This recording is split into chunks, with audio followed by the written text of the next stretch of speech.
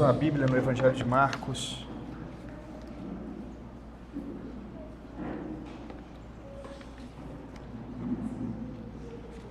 Capítulo de número 11. Marcos, capítulo de número 11, verso 1. Faremos a leitura até o verso de número 19. Marcos, capítulo de número 11, verso de número 1.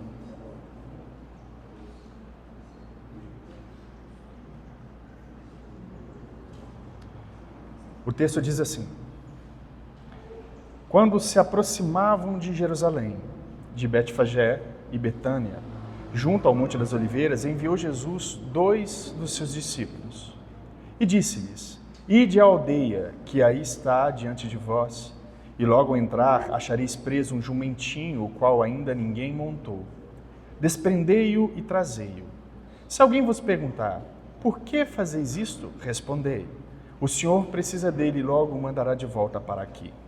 Então foram e acharam o jumentinho preso junto ao portão, ao lado de fora da rua, e o desprenderam. Alguns dos que ali estavam reclamaram: Que fazeis, soltando o jumentinho? Eles, porém, responderam conforme as instruções de Jesus. Então os deixaram ir. Levaram um jumentinho sobre o qual puseram as suas vestes, e Jesus o montou. E muitos estendiam as suas vestes no caminho, e outros ramos que haviam cortado dos campos. Tanto os que iam adiante dele, como os que vinham depois clamavam: Hosana, bendito que vem em nome do Senhor. Bendito o reino que vem, o reino de Davi, nosso pai. Hosana nas maiores alturas. E quando entrou em Jerusalém, no templo, tendo observado tudo, como fosse já tarde, saiu para Betânia com os 12. No dia seguinte, quando saíram de Betânia, teve fome. E vendo de longe uma figueira com folhas, foi ver se nela porventura acharia alguma coisa. Aproximando-se dela, nada achou, senão folhas, porque não era tempo de figos. Então lhe disse Jesus: Nunca mais coma alguém fruto de ti. E seus discípulos ouviram isso. E foram para Jerusalém. Entrando ele no templo, passou a expulsar os que ali vendiam e compravam.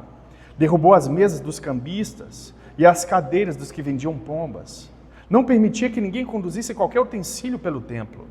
Também os ensinava e dizia: Não está escrito: A minha casa será chamada casa de oração para todas as nações? Vós, porém, a tendes transformado em covil de salteadores. E os principais sacerdotes e escribas ouviam estas coisas e procuravam um modo de lhe tirar a vida, pois o temiam, porque toda a multidão se maravilhava da sua doutrina. Em vindo à tarde, saíram da cidade. Até aí. Feche seus olhos. O nosso Deus, ele se faz presente aqui. E talvez essa seja a oportunidade, ou seja o momento dele falar ao seu coração. Eu gostaria que você orasse e pedisse a Deus para falar ao seu coração através da palavra dele. Pai, em nome de Jesus, nós nos reunimos aqui, Senhor, para ouvir a Tua voz. Nós queremos ouvir a Tua voz, a voz de Deus, não a voz de homens. Meu Pai querido, não a minha voz, não aquilo que eu acho, mas aquilo que a Tua Escritura diz, aquilo que o Senhor falou. Fale conosco essa manhã. Nós imploramos ao Senhor, no nome do Teu Filho, se conosco, em nome de Jesus. Amém. Pode se sentar, meus irmãos. As crianças que estão com as pranchetas, eu gostaria que você tentasse desenhar Jesus como um rei entrando em Jerusalém. Tente desenhar aí um jumentinho, tente desenhar Jesus montado nele com uma coroa, enfim, aí você pode usar a sua imaginação para tentar fazer isso. Meus irmãos, o que nós vemos aqui? Nós temos 3 cenas nessa leitura que nós fizemos. Nós temos a primeira cena que diz respeito à entrada triunfal de Jesus em Jerusalém. Só que essa entrada triunfal aparentemente não tem nenhum triunfo em si. Ela não é pomposa como era o costume da época. Essa é a primeira cena. A segunda cena que nós vamos ver é que Jesus, ele também amaldiçoa. Jesus, ele amaldiçoa a figueira. Quem diria? Jesus amaldiçoar alguma coisa, né? Às vezes a gente tem uma visão equivocada de Jesus, às vezes a gente vê um Jesus amoroso, que perdoa, vive perdoando pecados, mas ele também amaldiçoa, ele também manda pessoas para o inferno, ele também corta ramos e joga no fogo. Nós vamos ver isso na segunda cena. E a terceira cena é a cena em que Jesus ele entra no templo e ele então faz uma bagunça no templo. Ele é um típico baderneiro de Deus, um baderneiro justo. Ele começa a derrubar as cadeiras, as mesas, ele exorta os cambistas, e essa é a terceira cena que nós vamos ver. Meus queridos irmãos, quando nós tratamos de humildade, que é exatamente essa figura, esse estado, melhor dizendo, em que Jesus entra em Jerusalém, muitos têm uma visão distorcida do que de fato significa ser humilde. Hoje, quando a gente vai falar de humildade, a gente pensa que humilde é aquele que é pobre, né? A gente fala, nossa, fulano de tal é humilde, por quê? Porque ele é pobre. Só que essa não é o verdadeiro significado de humildade. Humildade não é ser pobre, muito pelo contrário. Humildade, segundo nós vemos nas Escrituras, é ter muita pompa, poder e não usar dessa pompa e desse poder para se vangloriar. Jesus ele se despe de sua glória, ele não usurpa ser como Deus, mas antes ele serve a todos. Bom, Jesus é aquele que tem todo o poder, mas ele não usa todo o poder. Ele serve, ele vive como um escravo. Jesus é possuidor de todas as coisas, ele é extremamente rico, mas ele não usa de sua riqueza para oprimir exatamente ninguém, e ele não se exalta diante disso. Portanto, ser humilde é ter uma posição elevada e não usar dela para benefício próprio. Isso é ser humilde segundo as Escrituras.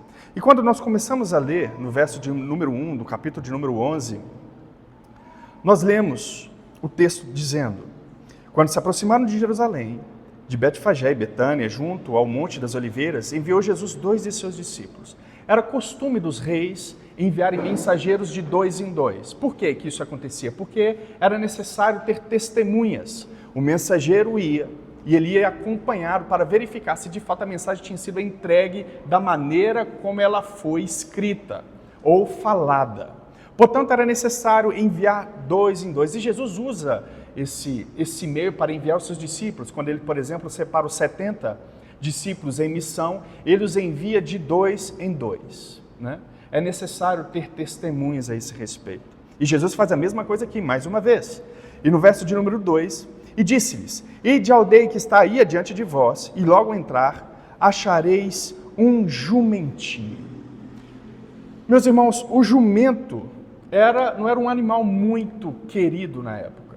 E Jesus vai começar a usar o jumentinho, ao contrário de toda a tradição, para entrar em Jerusalém.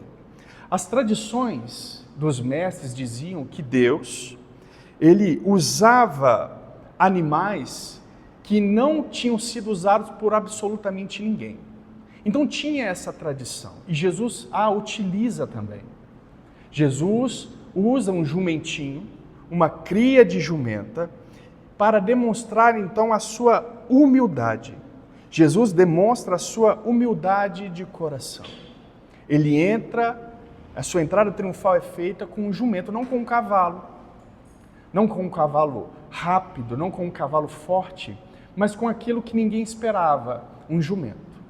E como se não bastasse, esse jumento, ele não era um jumento velho, um jumento domesticado, ensinado, mas muito pelo contrário, esse jumento era novo, era um jumentinho, cria de jumenta. Isso quer dizer que esse jumentinho, meu irmão, ele não foi domesticado, ele era selvagem. E os jumentos, quem conhece desse tipo de animal, cavalo, sabe que o jumento, quando ele empaca, meu irmão, para fazer ele sair do lugar, você tem que ter um trabalho, né? Só que esse jumento, ele obedece. Talvez tipifique a dureza do coração do homem, em que ele só é domesticado, só é moldado quando Jesus Cristo se torna Senhor dele. Talvez, apenas, Jesus está demonstrando aqui que Jesus é o único que pode domesticar o coração indomável da criação. Amém? Bom, mas Jesus aqui também usa o jumentinho para cumprir uma profecia. E qual que é a profecia? A profecia de Zacarias, capítulo de número 9, verso de número 9, que diz: alegre-te muito, ó filha de Sião, exulta, ó filha de Jerusalém, eis aí te vem o teu rei, justo e salvador, humilde, atenção para essa palavra, humilde, montado em jumento, um jumentinho, cria de jumento. Então, Jesus, ele é o cumpridor das Escrituras. O texto continua dizendo, ninguém montou nesse jumento. Esse jumento, ele não foi domesticado. Então, quando Jesus fala, olha, quando vocês entrarem lá, vocês vão desamarrar o jumento. Se alguém questionar vocês, vocês vão responder, o Senhor precisa dele. E isso acontece. E Jesus, ele não é o profeta, como a gente disse na semana passada.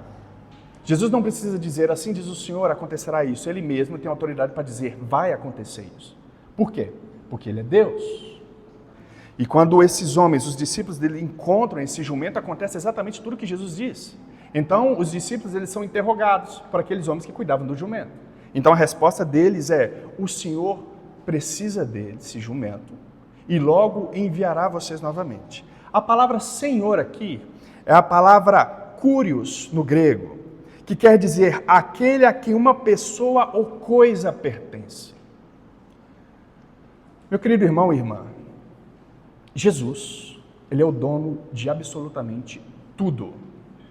Então, quando o texto vai dizer, o Senhor precisa dele, olha só que interessante.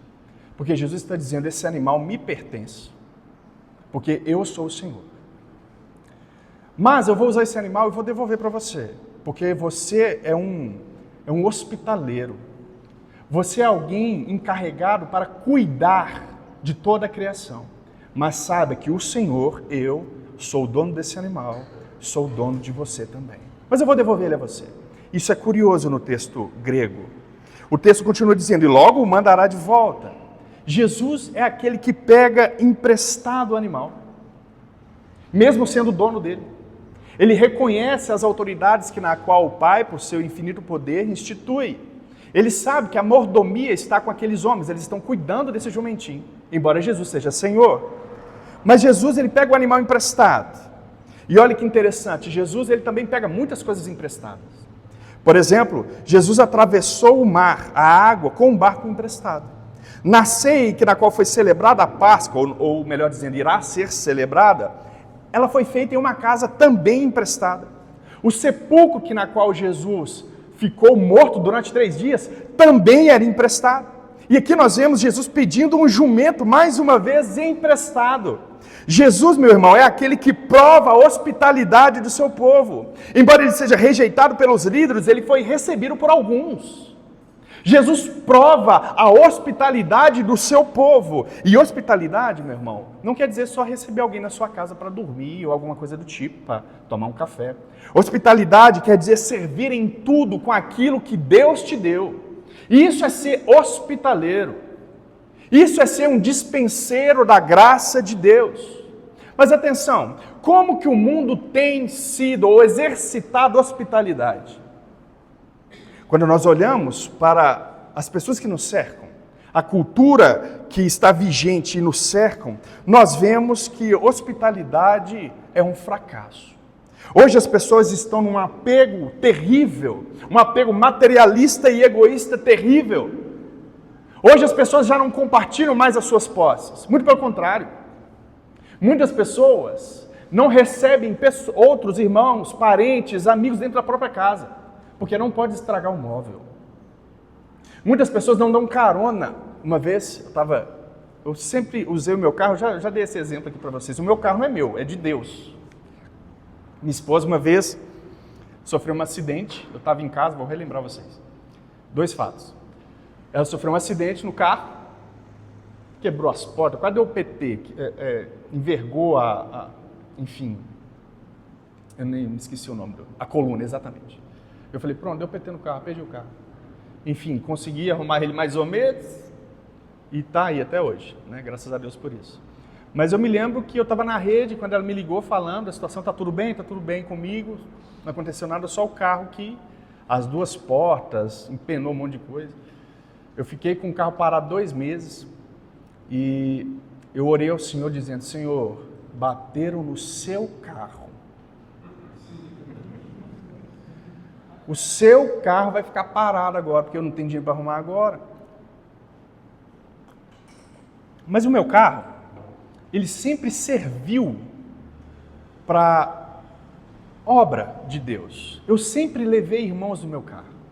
Uma vez eu estava levando alguns irmãos que tinham recém-nascido no carro e a mãe estava com leite dentro do carro. Aí ela foi bebendo leite, dando a criança, e de repente o leite entorna no meu carro inteiro, assim, no banco de trás. Eu olho para trás assim e eu pensei comigo, Senhor, derramaram leite no seu carro.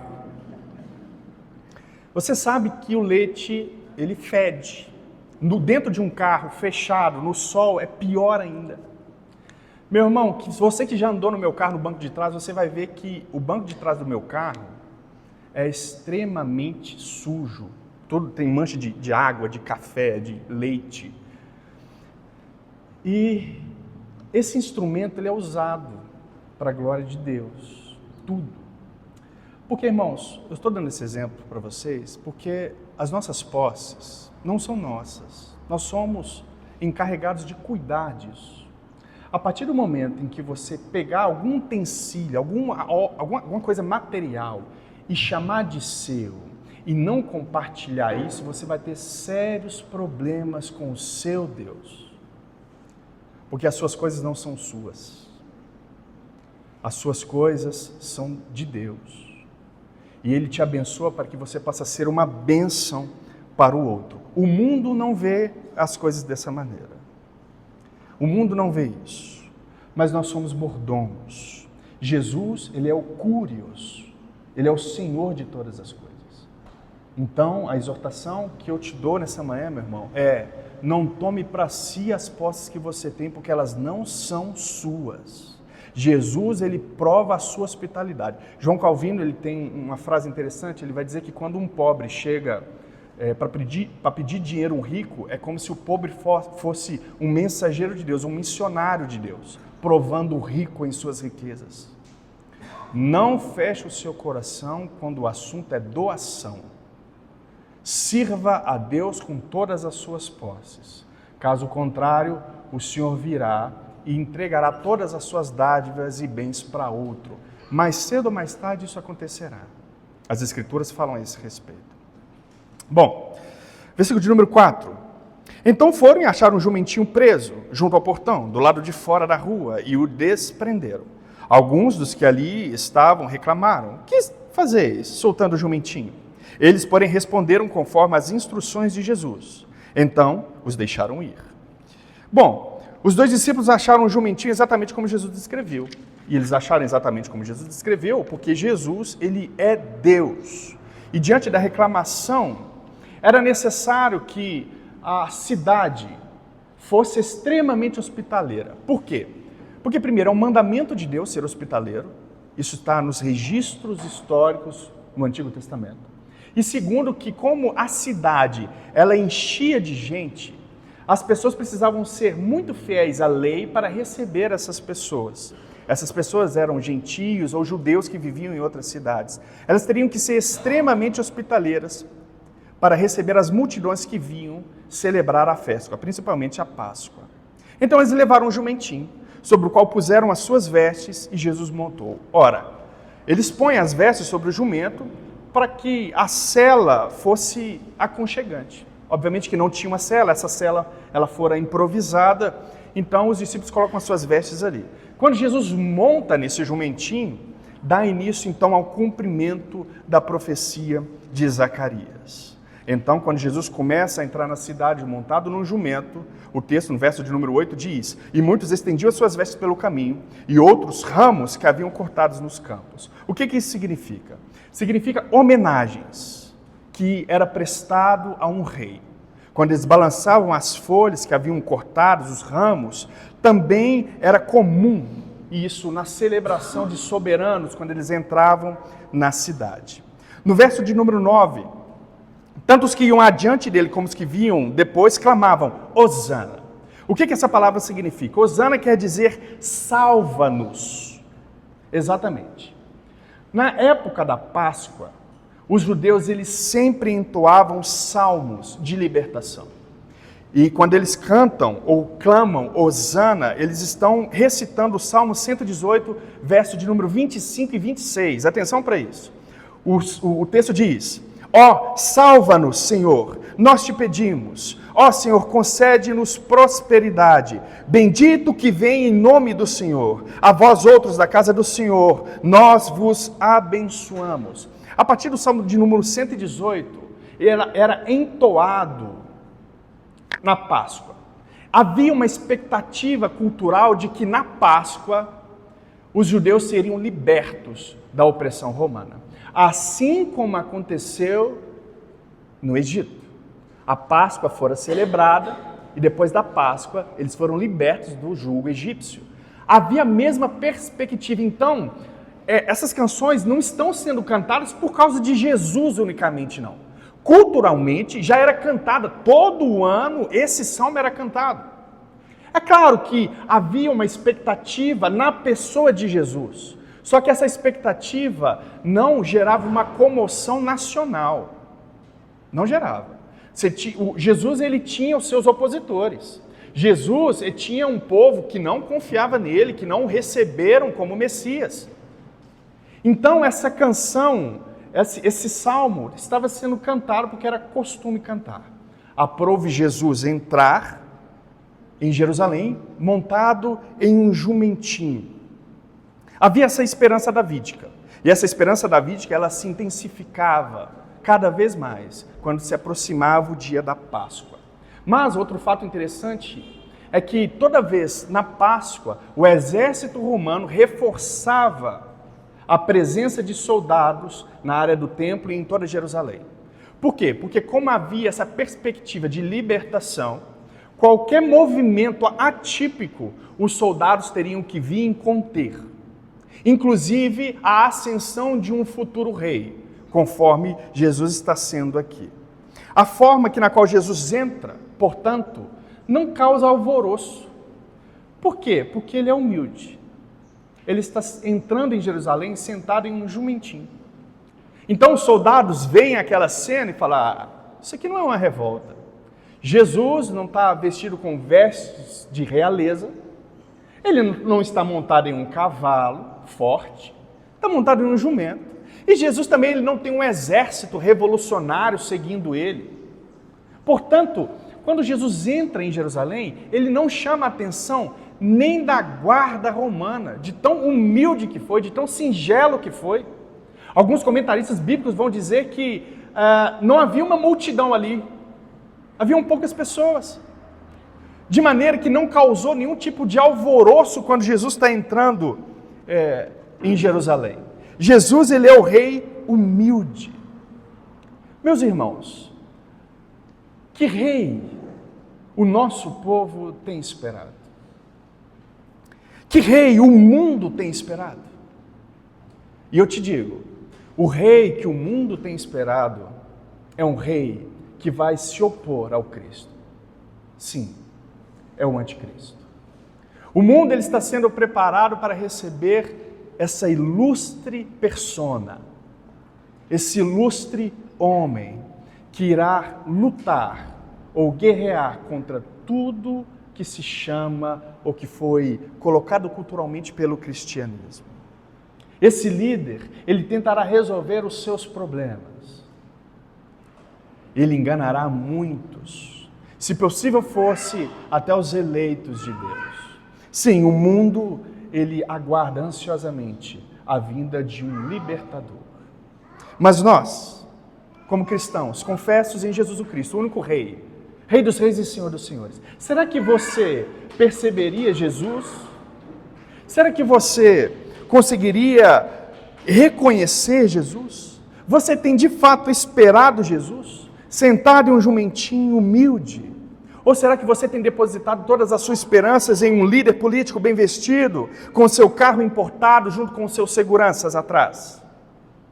Será que nós somos esse povo que canta Hosana, salva-nos Senhor, mas depois daqui um tempo ele diz, solte Barrabás e condene Jesus?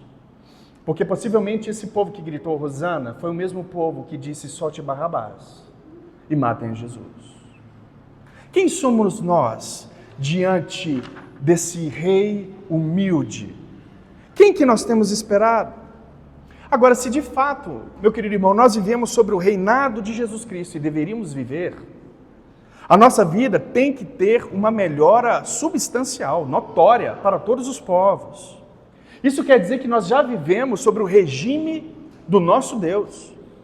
Nós já vivemos observando as leis desse novo reino que já está, que já chegou. Entramos aqui, mais uma vez, nós falamos disso costumeiramente, do termo teológico já, mas ainda não. Jesus já reina sobre nós. Ainda não, porque ele ainda não é completo. Ele está se completando diariamente. Mas Jesus já reina sobre nós. E a igreja é este ponto do reino de Deus nessa terra. Portanto, isso quer dizer que nós já temos que viver em santidade, nós já temos que viver observando a sua lei e a sua ética. O que isso quer dizer, irmão? Isso quer dizer que você corre o risco de estar vivendo em um reino, estando em um reino, vivendo as leis de outro reino. Isso é hipocrisia. Você não pode se enganar quanto a isso. Você tem que mudar, meu irmão. Ninguém, de fato, e isso é notório, pode entrar no reino ou ver o reino se não nascer de novo. Se você diz viver no reino de Deus, mas as suas obras não dizem respeito a este reino, você não está, meu irmão. Você precisa fazer um autoexame. E eu chamo a sua atenção para isso. Não dá para você viver da mesma maneira. Não dá. Ou você vive sobre o reinado do Messias, ou você vive sobre o seu reinado, / Satanás. Não dá para você viver as duas coisas. É impossível que isso aconteça. É impossível. Portanto, faça uma reflexão. Veja a sua vida, examine os seus atos, as suas obras, e vê se de fato os frutos que você tem dado são frutos de um rei santo, justo e bom. Amém, meus irmãos? Verso de número 12. No dia seguinte, quando saíram de Betânia, teve fome. E vendo de longe uma figueira com folhas, foi ver se nela, porventura, acharia alguma coisa. Aproximando-se dela, nada achou, senão folhas, porque não era tempo de figos. Então disse Jesus, nunca, jamais, coma alguém fruto de ti. E os seus discípulos ouviram isso. Meus irmãos, no verso de número 11, o texto vai dizer assim, quando Jesus entra em Jerusalém, sendo ovacionado por algumas pessoas, como um rei humilde, o verso 11 vai dizer assim, e quando entrou em Jerusalém, no templo, ele observa o templo. Mas como já era tarde, ele sai e vai para Betânia com os 12. Ele observa o templo, ok? Ele observa os cambistas vendendo, mais uma vez. Ele observa tudo. Então ele sai, vai para Betânia, e no dia seguinte ele volta a caminho para Jerusalém. Neste caminho ele tem fome. Então ele vê uma figueira. Essa, meu irmão, é uma parábola profética contra o templo e contra Israel. A figueira, ela simboliza Israel. Era uma das árvores mais comuns em Israel, era uma das árvores mais usadas para alimentação. Ela dava frutos e havia abundância dessa figueira. Só que Jesus, ele vê essa figueira com folhas verdes. Então, essa figueira parecia ter frutos, porque ela era aparentemente vistosa. Só que não era tempo de figos, o texto vai dizer. Olha que interessante, é aí que a gente entende que era uma parábola e que Jesus estava fazendo uma referência à sua entrada em Jerusalém. Ele está fazendo uma referência ao templo na qual ele observou. E aqui ele fala, ele cita, ele faz um ato profético. Muitos neopentecostais gostam dessa expressão, ato profético. Eles começam a fazer um monte de atos proféticos. Mas Jesus faz aqui de fato um ato em símbolo de profecia. Por quê? Porque não é tempo de figos. E Jesus sabia que não era tempo de figos. Então por que Jesus foi procurar figos numa árvore que não tinha fruto e que na qual ele sabia? É como você procurar manga em uma árvore que não está na estação de manga. E como que Jesus amaldiçoou? Será que Jesus não está sendo injusto aqui? Então nós entendemos que não, que isso é apenas um ato simbólico de juízo e condenação. Então Jesus diz, nunca mais coma alguém fruto de ti. Jesus, ele amaldiçoa a figueira. Esse ato é um ato de maldição contra o templo e os seus líderes e contra um povo corrupto, que é o povo de Jerusalém.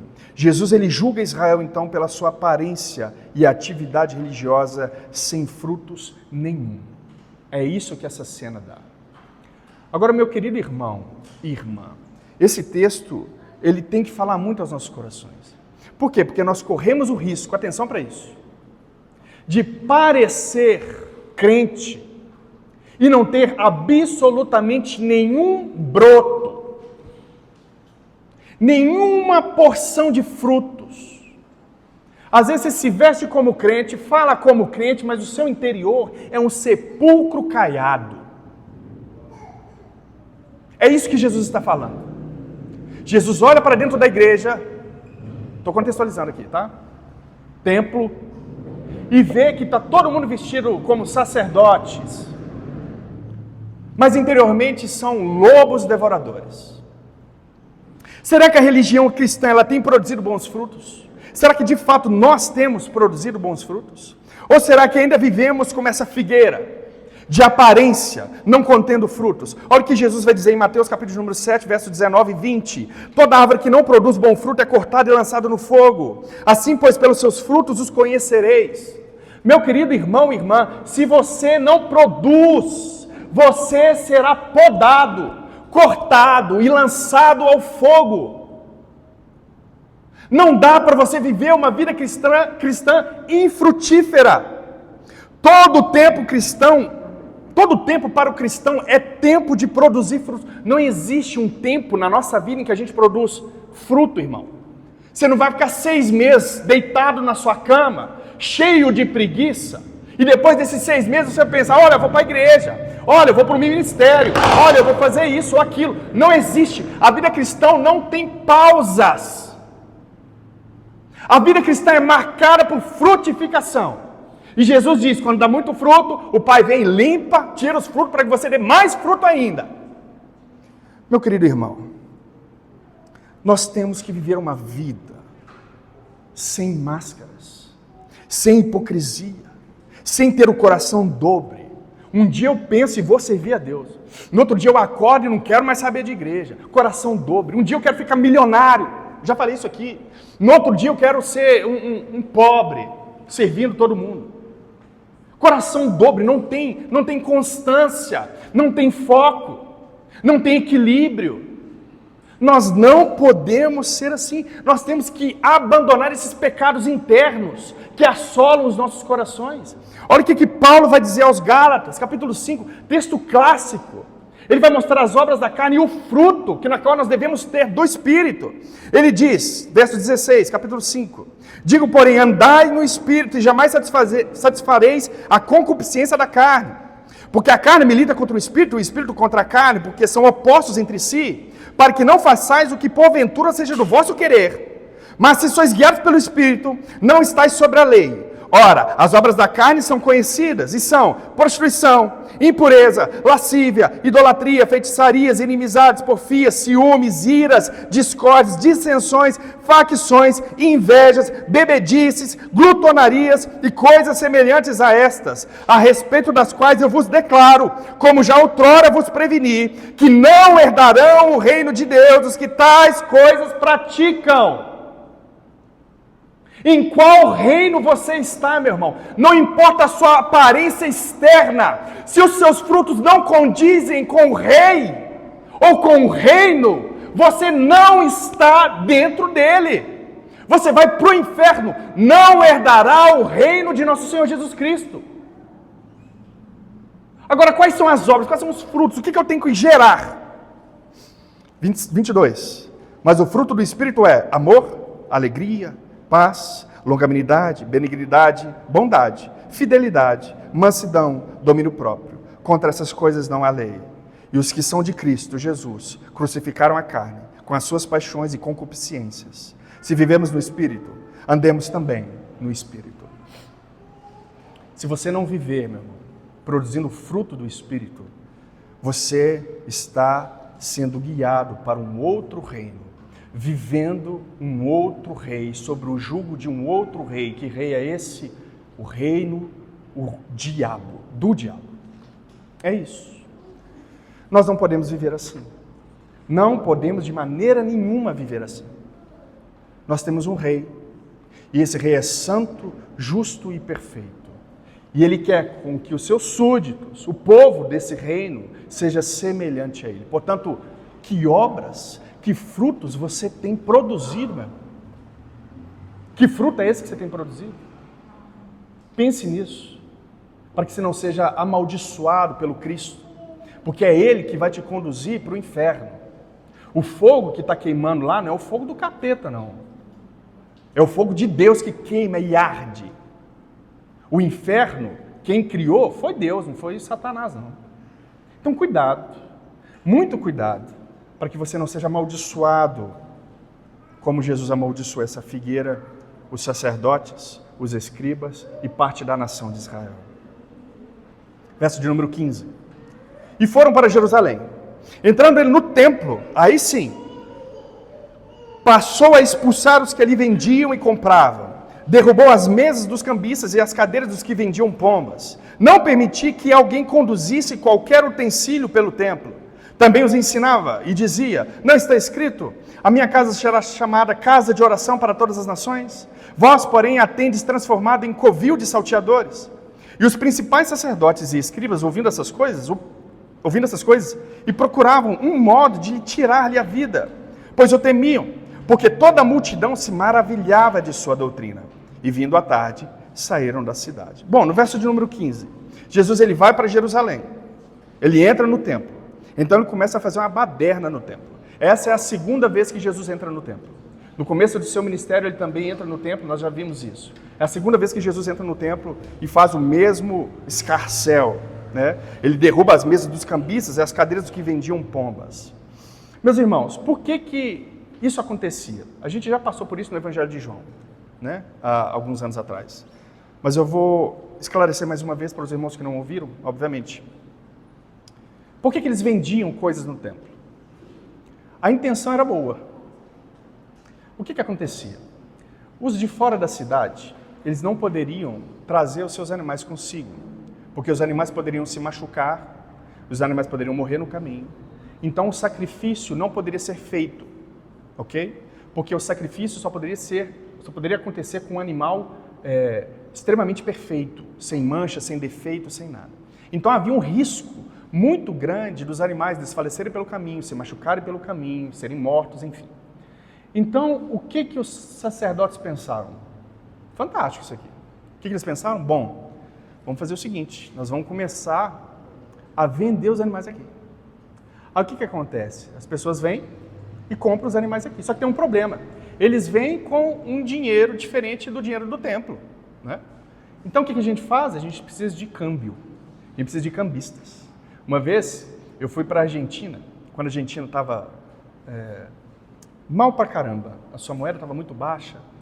E o que mais se via nas ruas eram cambistas. E eles gritavam, câmbio, câmbio, câmbio, dólar, real, euro. Eles gritavam isso. Então, se você quisesse comprar alguma coisa, você tinha que ir lá no cambista, trocar sua moeda e pegar uma moeda local para fazer suas compras. E aqui é exatamente a mesma coisa. Os homens vinham de regiões com suas moedas, chegavam lá, eles teriam que trocar a moeda. E os cambistas, eles cobravam uma taxa de 4 a 8%. Eles faziam um negócio. 4 a 8% para fazer essa troca, esse câmbio, ok? Só que havia muita gente. Então o câmbio ele não acontecia na rua. Aí o que os sacerdotes pensaram? Bom, vamos colocar esse negócio dentro do templo. Ah, não, mas alguns poderiam dizer, não, mas dentro do templo, o templo é santo, é sagrado. Aí os sacerdotes pensaram, não, vamos colocar ele então no pátio dos gentios. A gente não liga para gentio mesmo. Coloca esses cambistas, esses animais, tudo ali no pátio, o pátio é grande, né? Então coloca esses animais ali e resolve o problema. E isso foi feito. E não havia uma repressão a respeito desse tipo de coisa que estava acontecendo.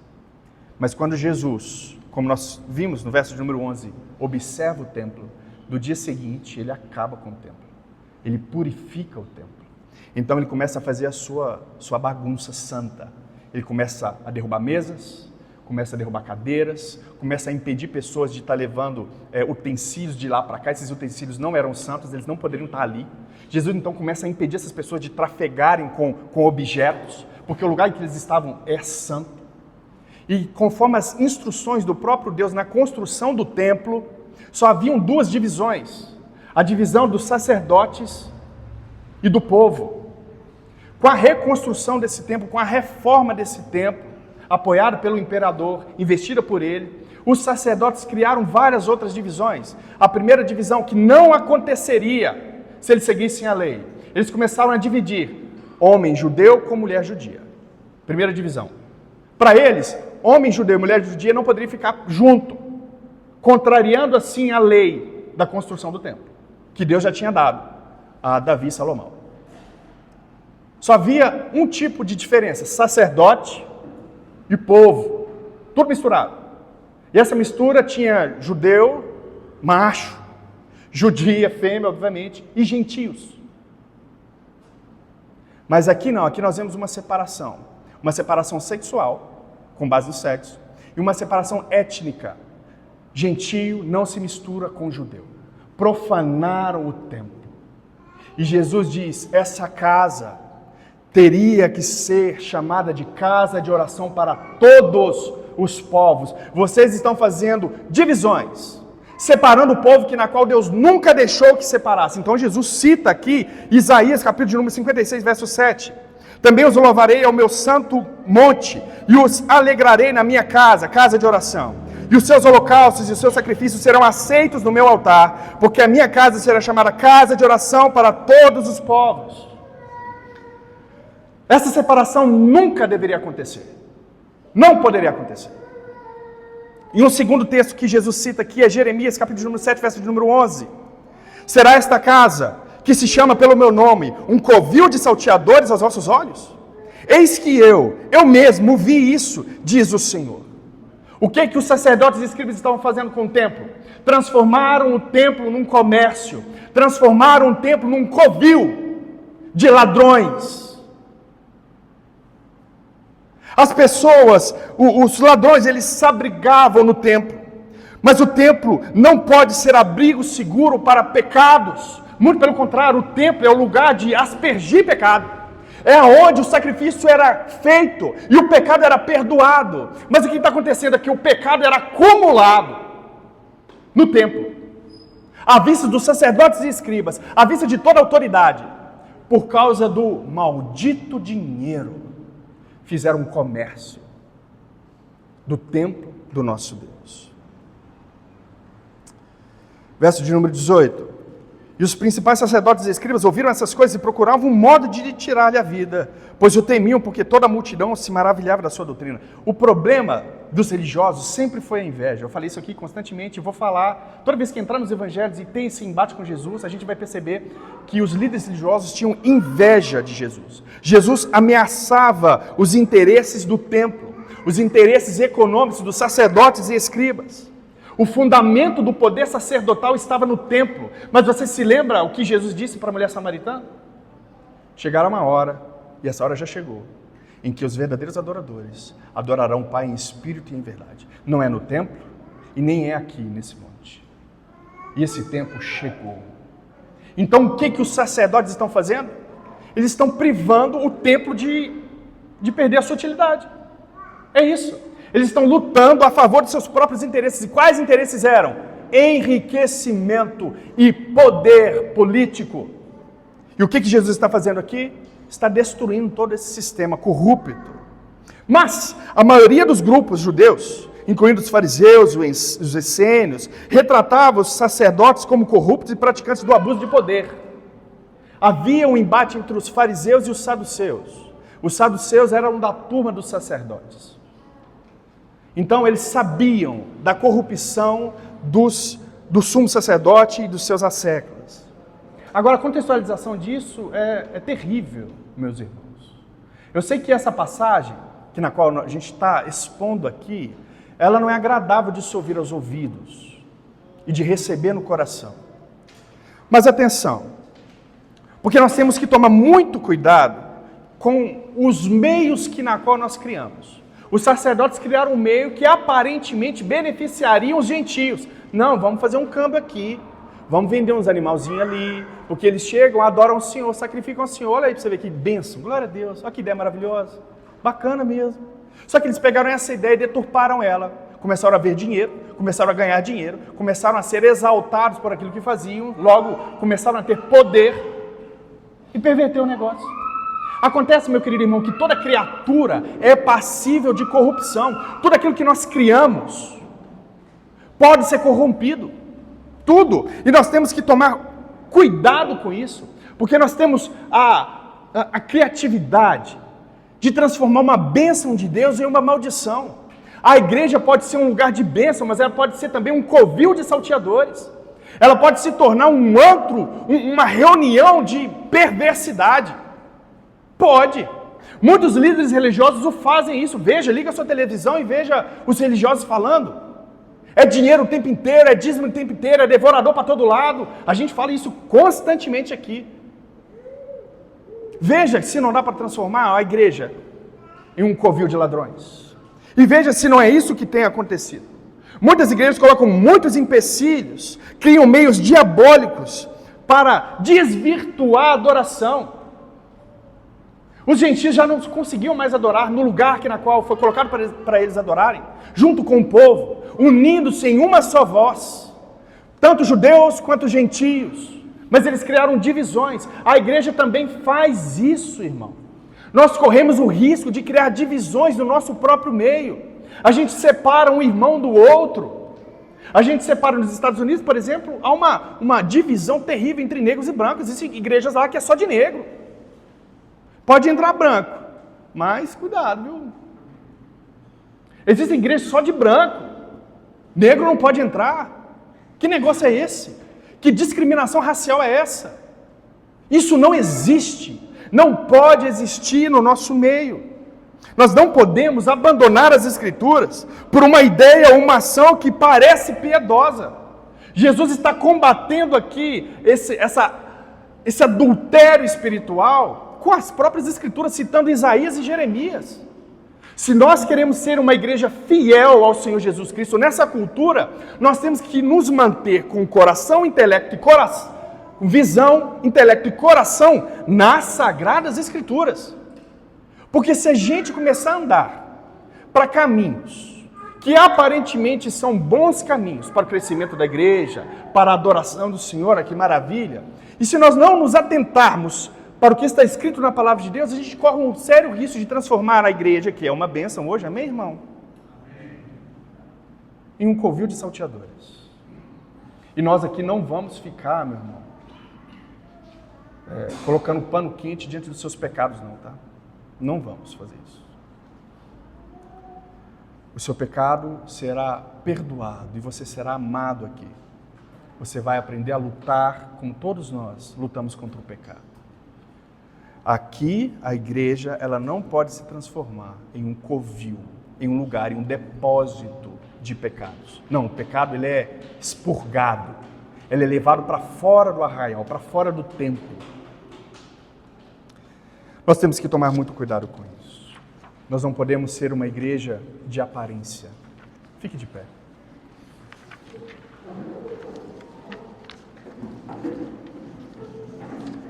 Meu querido irmão e irmã, se a sua aparência externa não reflete o seu interior, você é um hipócrita. Se o seu interior tem refletido uma coisa e o seu exterior outra, você tem usado máscaras. E Jesus quer que você arranque essas máscaras, para que você seja íntegro e inteiro e sirva-o de todo o seu coração. Não viva mascarado, meu irmão. Você não é um super-herói da Marvel. Você é um homem que foi chamado a ser a imagem e semelhança de Jesus Cristo. Seja como Moisés e reflita a face de Jesus. Brilhe a vossa face. Precisamos disso. Feche os seus olhos, oremos. Pai, em nome de Jesus. Em primeiro lugar, Senhor, a primeira cena, nós queremos e recebemos o Senhor como nosso Rei. Nós o recebemos humilde, Senhor. Nós o recebemos, ó Deus, conforme o Senhor o veio. Nós cremos que Jesus o Cristo é o Filho de Deus, o nosso Senhor. Nós cremos que Tu és o Rei dos Reis e Senhor dos Senhores. Nós cremos que o Senhor um dia retornará com grande glória e poder, rasgará os céus e descerá com a nova Jerusalém, com seus santos anjos, tocando trombetas e anunciando o Teu retorno. Nós cremos no Rei dos Reis. A nossa esperança está em Ti, Jesus. Não em César, não em Herodes, não em figuras políticas, ó Deus, mas Tu és o nosso Deus, o nosso Messias, o nosso Cristo. A Ti somente nós rendemos louvor, honra e glória. Nós reconhecemos isso. Senhor, mas também nós reconhecemos a nossa fragilidade, a nossa hipocrisia. Porque às vezes nós aparentamos ser como uma figueira cheia de folhas verdes, mas nós não temos frutos nenhum. Senhor, restaura em nós. Senhor, Tu és aquele que planta árvores rumo a ribeiros d'água, Senhor. Deus, em nome de Jesus, nos nutra, porque Tu és a fonte de água viva, nos nutre, ó Deus, para que nós possamos dar frutos, e que esses frutos venham a permanecer, ó Deus. Nós não queremos viver de aparência, nós não queremos ter uma beleza externa e uma feiura interna, mas transforma o nosso coração, ó Deus. Nos faça ser íntegros e inteiros, nos faça, ó Deus, adorar o Senhor em espírito e em verdade, em o nome de Jesus Cristo. Nós não queremos ser religiosos, ó Deus, que fazem da Tua igreja um comércio. Muito pelo contrário, essa igreja nasceu para que ela fosse um ponto de luz, de justiça nessa cidade. Portanto, que ela venha cumprir o propósito, nos molda, nos dê sabedoria para guiar. Nós não queremos ser, ó Deus, ou fazer com que essa igreja seja um covil de ladrões, de salteadores. Pai, tenha misericórdia de nós e livra-nos, ó Deus, do Teu juízo.